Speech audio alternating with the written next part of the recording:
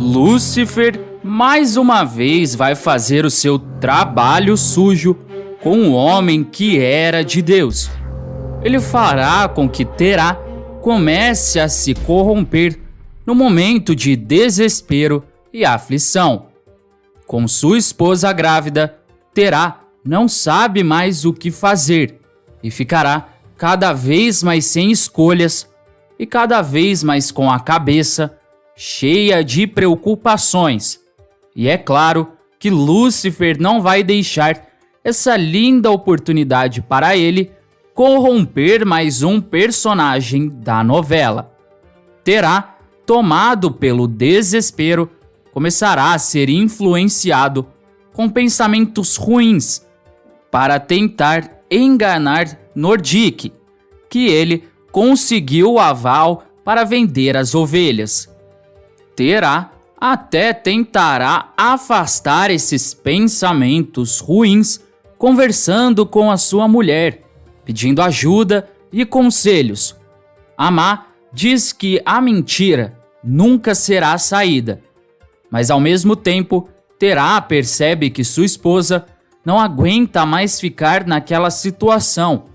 Uma situação muito ruim para uma mulher grávida que vem sentindo mal-estar e dores a todo momento. Ele ainda pensa que isso pode ser prejudicial ao seu filho e que ele não nasça com saúde, o que é muito possível nas condições que Amá vem vivendo, tendo um detalhe muito curioso no bebê. Além disso, Terá também é um homem que é muito ambicioso e vontade não falta a ele para se tornar um homem rico e próspero. Lúcifer, com esse prato cheio, vai se divertir com Terá e vai fazer ele se deixar levar por uma ambição perigosa e desespero em ver a sua mulher grávida naquela situação. Ele então vai voltar à sua forma humana e vai aparecer a Terá. Antes de continuar contando o que vai acontecer na novela, se possível, clique no botão de gostei e se inscreva no canal. Assim, o YouTube te avisa sempre que sair um vídeo novo de Gênesis e você fica por dentro de todas as novidades da novela. Agora, aproveita e me conta, o que você acha que Terá vai decidir? Deixe a sua opinião aqui nos comentários. Lúcifer, já sabendo de tudo que está acontecendo, vai dizer que Terá parece estar abatido e sem saber o que fazer. Terá pergunta se ele lê pensamentos. Lúcifer responde que é quase isso. Ele então pergunta o que está acontecendo. Terá explica a sua situação e a situação de sua esposa, mas que não sabe o que fazer. Lúcifer diz que, pelo que ele ouviu as pessoas comentando, precisa-se conquistar a confiança de um homem para conseguir o que Terá quer. Terá confirma e diz que o problema é como ele vai conseguir isso, ainda mais de um ermitão como Nordique. Lúcifer diz que isso é fácil e que é só ele dar um jeitinho e não contar toda a verdade. Terá diz que assim ele estará enganando Nordique e que isso é muito perigoso para alguém que é tão poderoso na cidade. Lúcifer diz que uma mentirinha de nada não faz mal a ninguém e que Nordique nem vai desconfiar de nada. Terá diz que ainda acha muito arriscado. Lúcifer, ainda encorajando ele, diz que Terá vai ganhando a confiança de Nordique e ele estará feito naquela cidade e poderá dar uma vida melhor a sua esposa e seu filho e conseguir ser próspero, ganhando muito dinheiro. Terá diz que isso é o que ele sempre quis. Lúcifer então diz que se ele fizer isso, ele vai se dar muito bem na vida. Terá então pergunta quem é Lúcifer na verdade, mas ele diz que é só um colega que queria ajudar.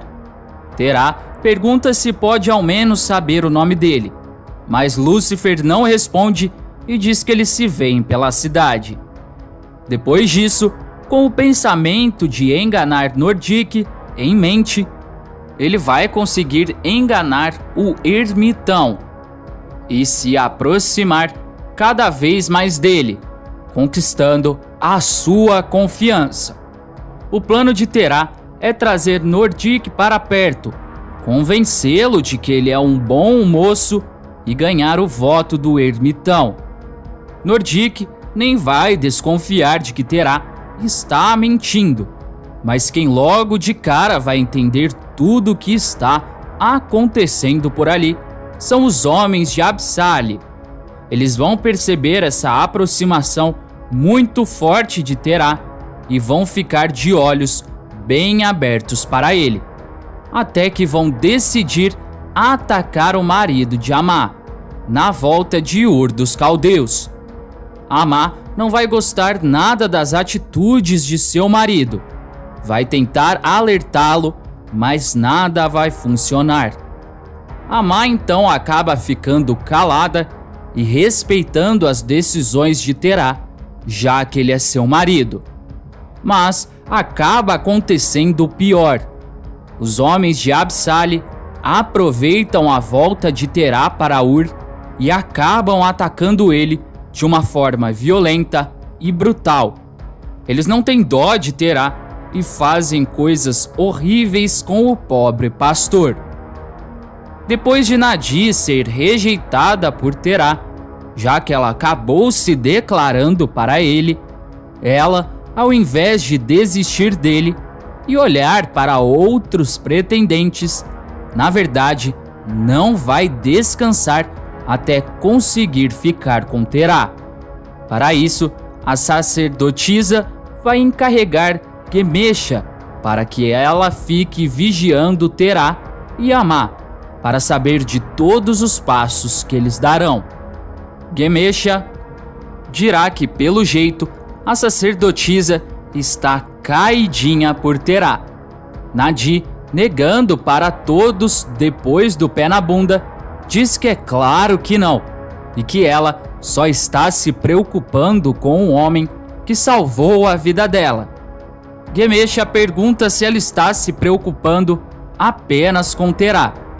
Nadi não entende o que ela quis dizer e pergunta qual é o problema dela se preocupar com Terá. Gemesha responde que, pelo que ela está sabendo, Terá veio acompanhado de sua esposa, que inclusive está grávida. Nadi então percebe o que Gemesha estava querendo dizer e diz que é claro que ela também está preocupada com Amá e o bebê que está no ventre dela. Gemesha então diz que pena que ele tem esposa e ainda por cima vai ter um filho, porque é claro que Nadi está caidinha por ele. Nadi pergunta se está dando para perceber. Gemesha confirma e diz que Terá parece ser um ótimo homem e que Amá tem muita sorte. Nadi diz que Amá é uma mulher de sorte, mas que ela não será a única. Gemesha pergunta o que ela quis dizer com isso. Nadi diz que elas já conversaram demais e que Gemesha tem que ficar de olho em Terá e informar tudo o que está acontecendo para ela. Nadi ainda terá outro pretendente, e será o rei Ibsin, que desde o instante que viu a sacerdotisa, ficou de queixo caído. Ele então, como todo soberano da cidade, não vai se importar de deixar muito claro o seu interesse que sente por Nadi, mas acontece que a sacerdotisa não vai dar nenhuma bola para ele, já que é outro que ela está interessada. O rei ainda não entenderá que Nadi não tem o mesmo sentimento que ele e vai continuar nas investidas.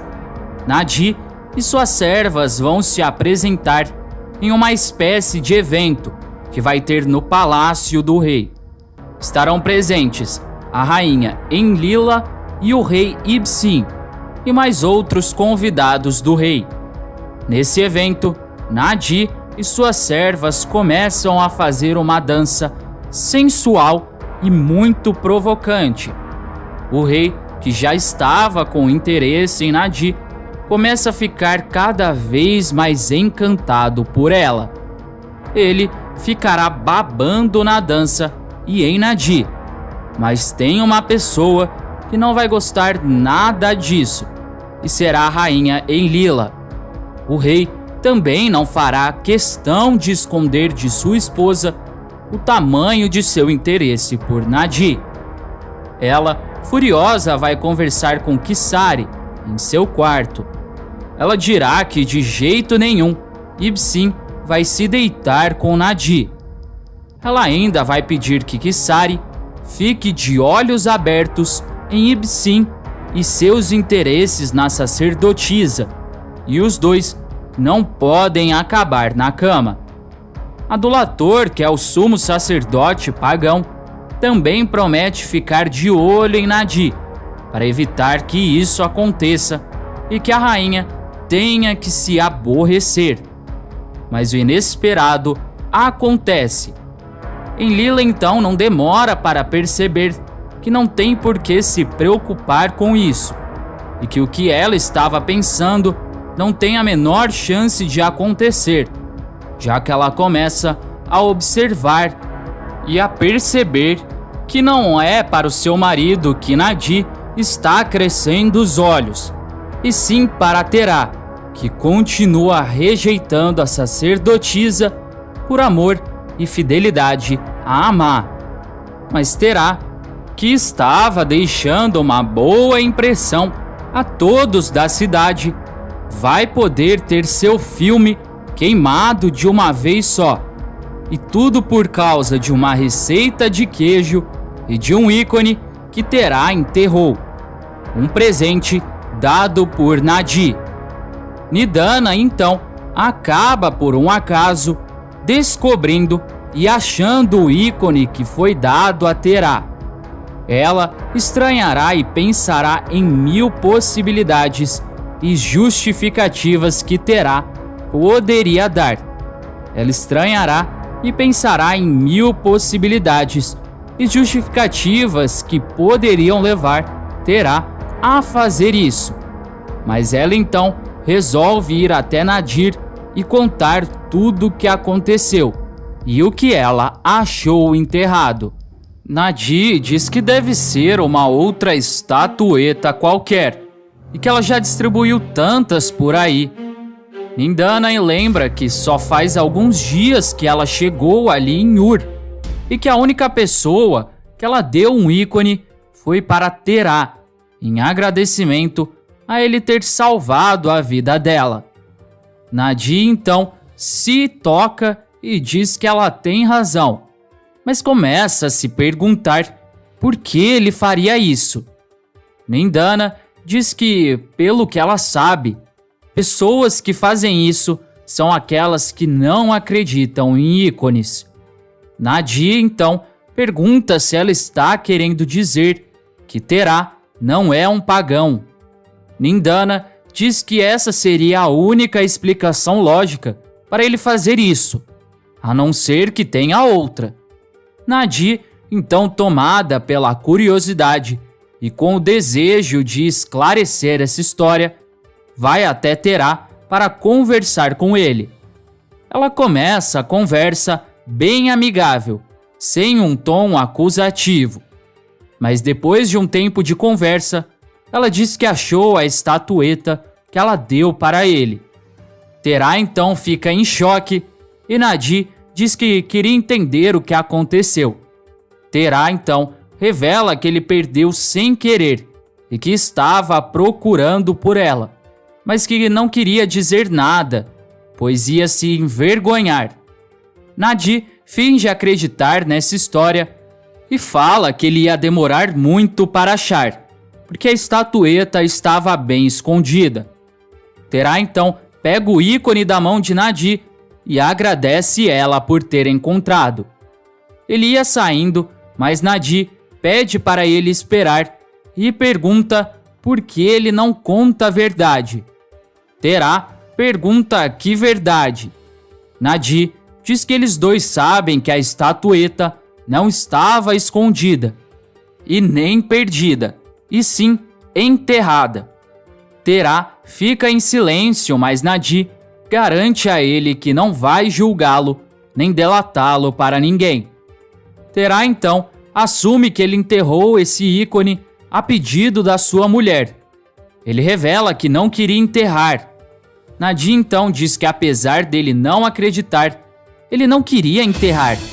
Ela ainda pergunta se ele não queria enterrar, que era o certo a fazer, por que ele enterrou à força.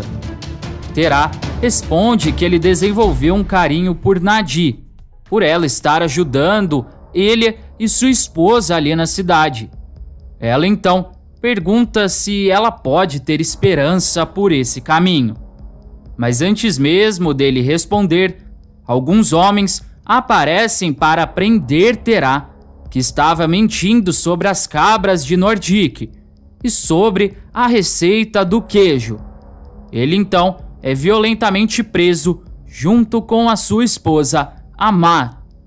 Antes de ir embora, não se esqueça de deixar aqui nos comentários a sua cidade e o seu estado de onde você assiste a novela. Até mais!